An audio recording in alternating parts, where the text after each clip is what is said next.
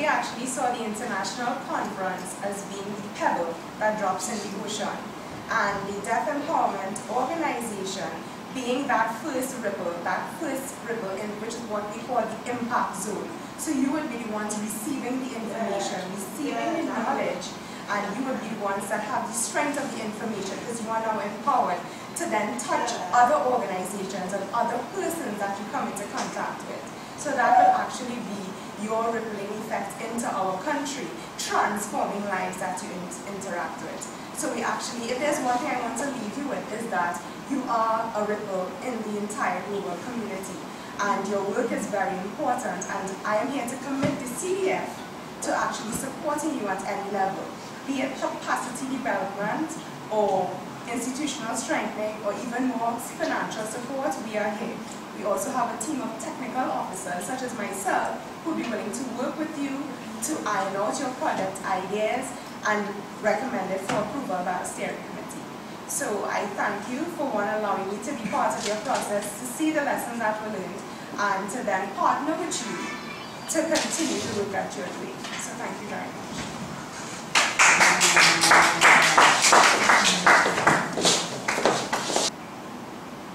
Not being understood within his own family, being abused and ostracized and picked upon within his own family, by his own siblings, by his own relatives, simply because he lacked the ability to vocalize and to hear.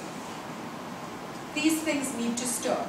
I don't want to stand here and tell you that we can do it in a day, in a month, in a year, maybe even in our lifetimes. But we can start the process as you have. It is sad that it took almost 7 decades after the Cascade School of the Deaf was started before your group was formed. That in itself is sad.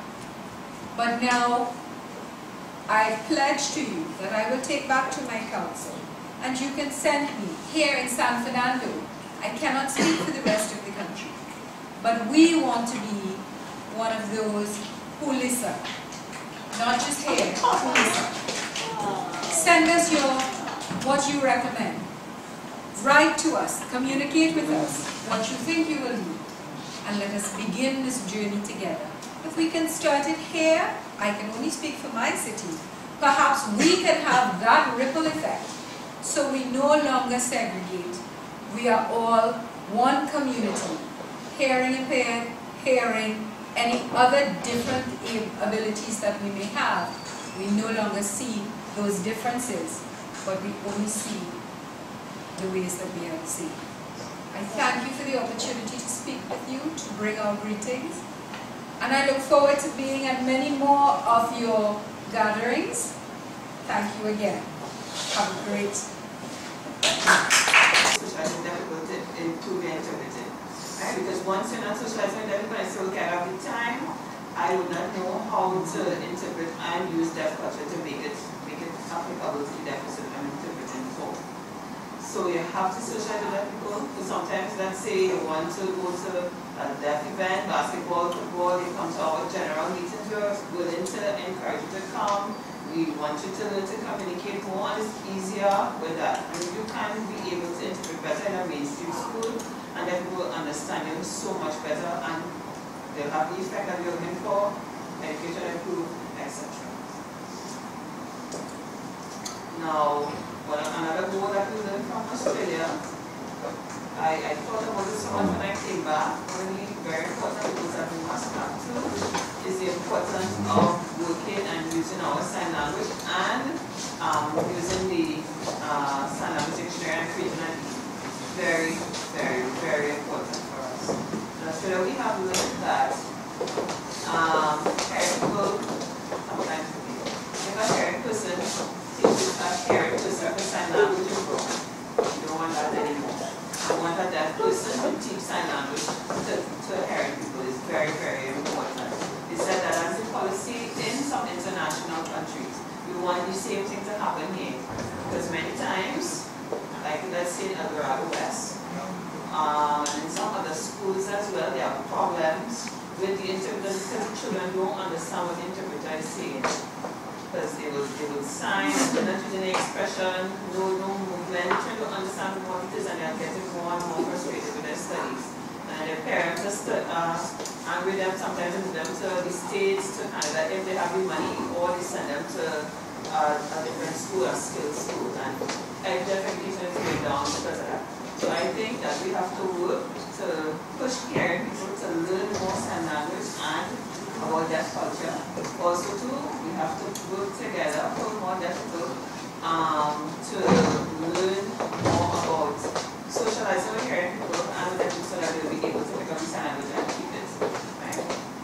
You have to remember that when we are interviewing for somebody and using sign language for somebody, we have to make it as active and as visually attractive as possible for them. I was in Australia. We were Federation with that. Next year, in 2 years after this, we'll have another conference in Turkey. Right? Not Turkey, and stuff like that. In Turkey, the country. The theme is human rights. Right?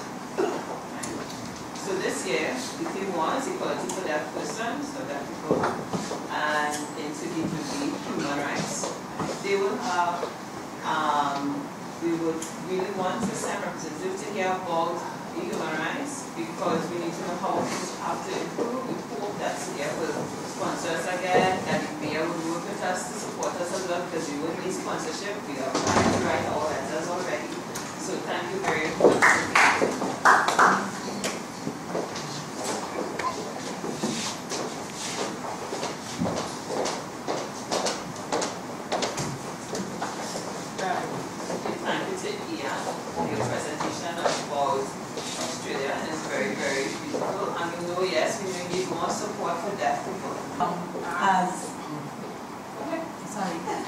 And as Ian was explaining about the education system, our education system for deaf children sucks in Trinidad and Tobago. And we began as a deaf support network by lobbying for the rights of our children in education, which caused us to form an organization. And the purpose of it, as I said, is to develop a better society for the deaf. So we at Beacon now, we're working along with the deaf organizations. DOTT, the DSOTT, that's the Deaf Sporting Organization, to ensure that we meet our objective of developing a better society. Again, Ian was talking about sign language and raising awareness of the deaf, and that is one of our purposes at Beacon as well. We decided as a deaf support network last year during our first initial stages of planning, what are we going to do to raise awareness? And I thought maybe we should do a march, and they all agreed. Yes, because it was never done before in Trinidad and Tobago. So we did that. And we had to get a theme for the march. And Brian and Ian, I don't know if they knew this, or they just manipulated me at that time, but they said the theme would be promoting deaf equality. And while I went doing research, I saw the conference was coming up, and the theme for that conference was promoting deaf equality. So I think we stuck along that line in promoting deaf equality. And I'm aware that next year we'll be focused on the next 2 years promoting human rights. So again, we're going to have our deaf support march in December, and I heard the representative from the mayor's office and community development representative saying, if you need the support, let us know, or we need your support there. We need your support not only financially, but to come out and march with us. Call us and tell us, call the DOTT and let them know how many people you want to register, so we get the jerseys provided for you, Brian and Ian and the others, to come out and support, march with us. Because the purpose of us marching is not just, oh, our color is green, not just to wear green jerseys and think we support an ILP. The color is to raise awareness. So people, when you see a bright green color, you want to know what they're doing wearing these green jerseys, and then you see all the logos, they are the words. Next year we'll be promoting deaf awareness. Sticking with our theme of human rights for the next 3 years, and that's what we're going to be focused on. So as Ian mentioned about sign language classes and stuff like that, we've been doing that for this year. It was one of the things we started, and we're going to continue doing it going on to 2016. We, as Ian mentioned, because of Ian and Brian and the others, Caribbean Sign Language Center, which is an organization we all associated with, decided that their tutors are going to be deaf tutors. And I think Nicole Paul and CSLC is the only company in Trinidad that have deaf tutors teaching sign language to hearing persons in the classes. And when she mentioned it before, I told her that what we had to do, and she said yes, we would. Because again, I was influenced by Brian and Ian. They're big influence in my life.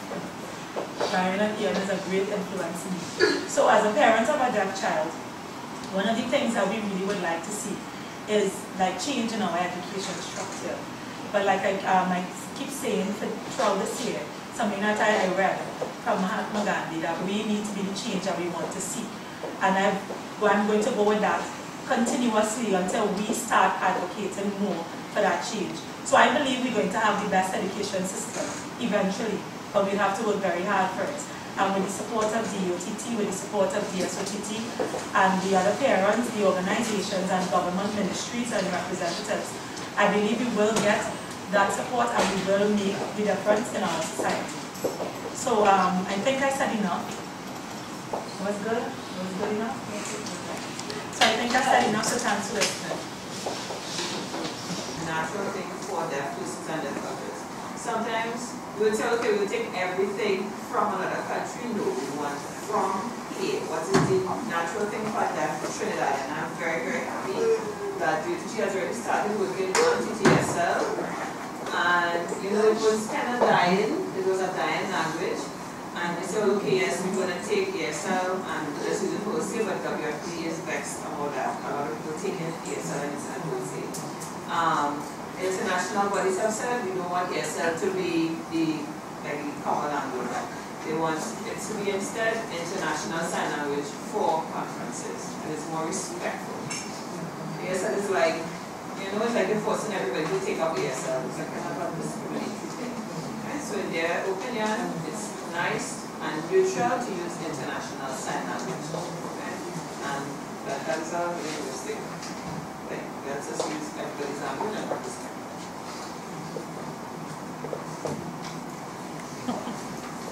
Right, so this is in Sydney. It's a very beautiful, beautiful place, very clean. I have gone to many different countries, England, Canada, Ireland, New York, but Australia, Sydney is the best. In Facebook, you know, somebody said, well, I want to go to Australia, I wish I was there, you know. But, you know, Brian could not have flown on his own. He's very thankful to the government for supporting.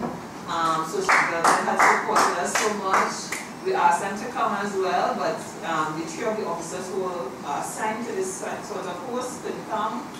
They had a meeting, the director couldn't come, he had a class, another person had a retreat to go to, so all of them, I invited them, but they just couldn't come. So we're very thankful that CDF was able to attend on their behalf.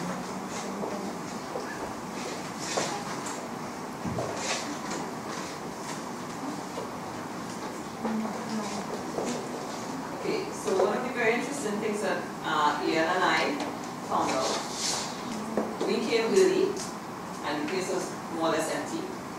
So this was one of the booths that they had set up and we were looking around.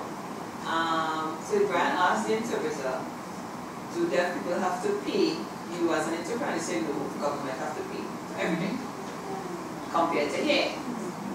The interpreters say, well, the deaf person for me, they have to pay, and deaf people here don't even make good money. So it is important that government pay the interpreters once a deaf person needs to be serviced. So many times we know that it's the responsibility of the government to do things to help deaf people. Yes, 70 years of deaf education and people working with the deaf. In other countries, there are policies that says that government has to pay to serve the deaf community. If you have